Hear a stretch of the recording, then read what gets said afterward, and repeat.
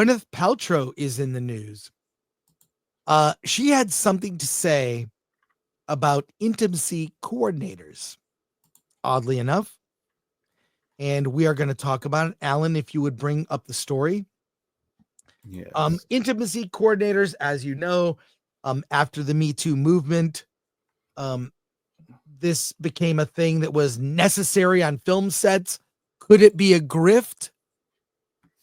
Who can say? For you to decide. It's yet another thing that that becomes part of a film budget that has nothing to do with making the movie, like COVID compliance officer or DEI. And here's another thing that studios now have to pay for. And Gwyneth is starring in an upcoming movie with Timothée Chalamet. Lucky her. I see a May-December romance possibly in this, but what did she have to say? This is from Variety, Alan.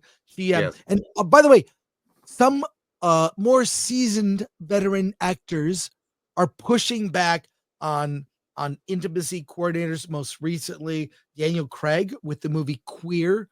There were sex scenes in Queer, homosexual sex scenes with Daniel Craig, and he famously told the intimacy coordinator to F off, and the two actors worked it out for themselves.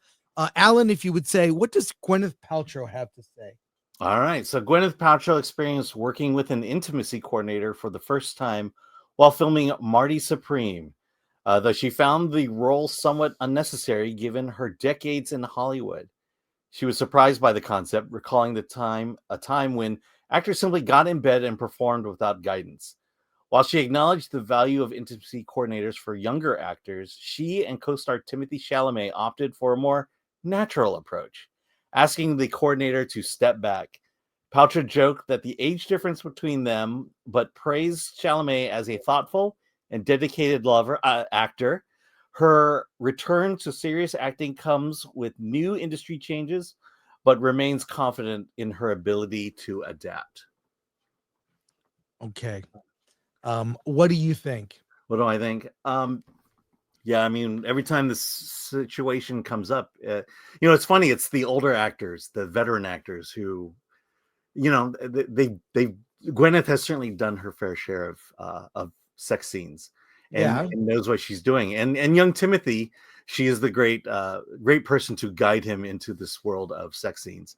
Like I said, I there is a purpose for intimacy coordinators. I mentioned this a lot, but as an actor, I think I don't see what's wrong with knowing exactly what you're getting into before the scene begins and not having surprises show up.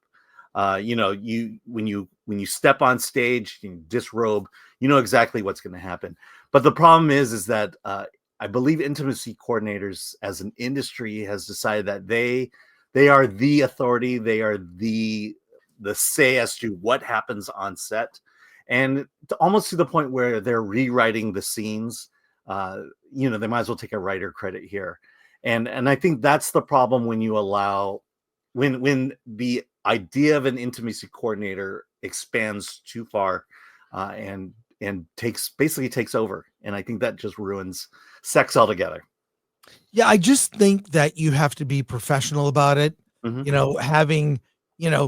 Look, I've been involved in production before. I've been a producer. I've made films. It's something you work out. You need to just be kind of sensitive. I think this all came about because clearly there are people in the industry that were not, but it's really something between the actors themselves and how, I know actors, they tend to have their emotions right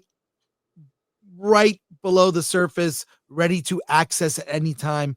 And I really think it's between the actors. Let them work it out.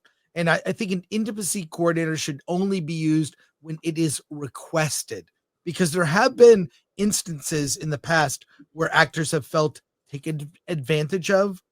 Mm-hmm.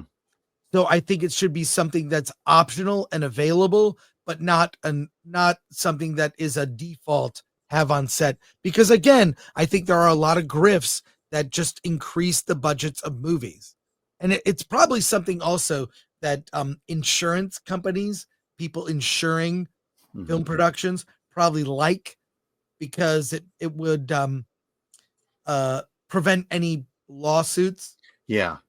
There's definitely litigiousness when it comes to sex scenes, and if you have a bad encounter, then that's where the lawyers come in, and I think if anything, that's where the intimacy coordinator needs to be there, is to basically say these were the boundaries we set, and none of the boundaries were crossed, and so therefore you can't sue.